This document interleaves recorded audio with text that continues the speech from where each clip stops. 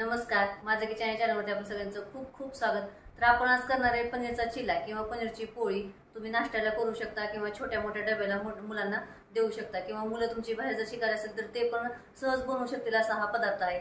चला तर मग आपण सुरुवात करूया। तर आपण इथे 1 वाटी बेसन पीठ घेतलेलं आहे। 1 टोमॅटो चिरून बारीक चिरलेला आहे टोमॅटो,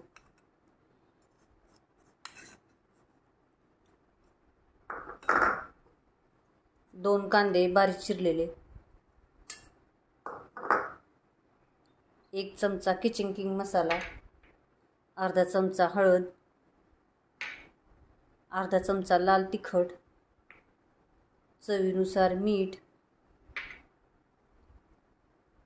5-6 हिरवी मिरची, 1 चमचा जिरं आणि 7-8 लसूण पाकळ्या तर आपण आता बारीक केलेला आहे, थोडीशी कोथिंबीर आणि 1 वाटी पनीर बारीक करून घेतलेला आहे।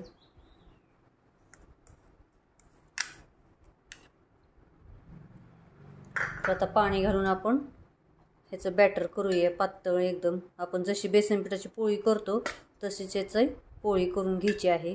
खूप छान लागते, तुम्ही करून बघा। नाश्त्यासाठी सकाळी मुलांना डब्याला पण देऊ शकता। चटणी, लोणचं, दही बरोबर तुम्ही खाऊ शकता।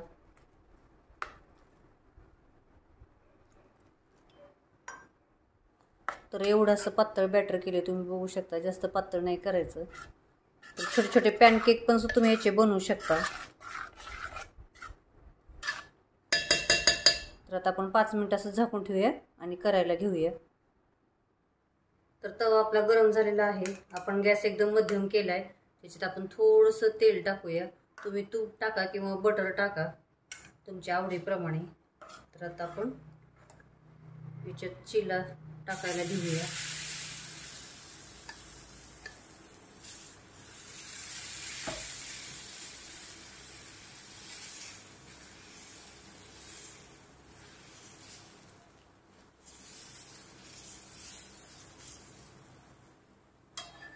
तर कढईने आपण थोडंसं तेल सोडूया, गॅस आपण मध्यम केलेला आहे आणि याच्यावरती झाकण ठेवूया 2 मिनिट।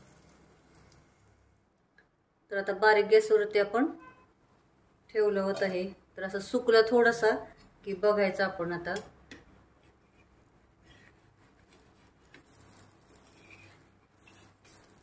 चिकटलं तर अजिबातच नाही, तुम्ही बघू शकता। छान झालाय, बघू शकता तुम्ही, मस्त एकदम। तर आता झाकण्याची आवश्यकता नाहीये, तर या बाजूने पण आपण आता चांगला भाजून घेऊया। आता दोन्ही बाजूने भाजून झाल्या, तुम्ही बघू शकता छान एकदम झालेला आहे। तर याच पद्धतीने आपण अजून एक करून घेऊया। तर आपला आता पनीरचा चिला तयार झाला, तुम्ही बघू शकता।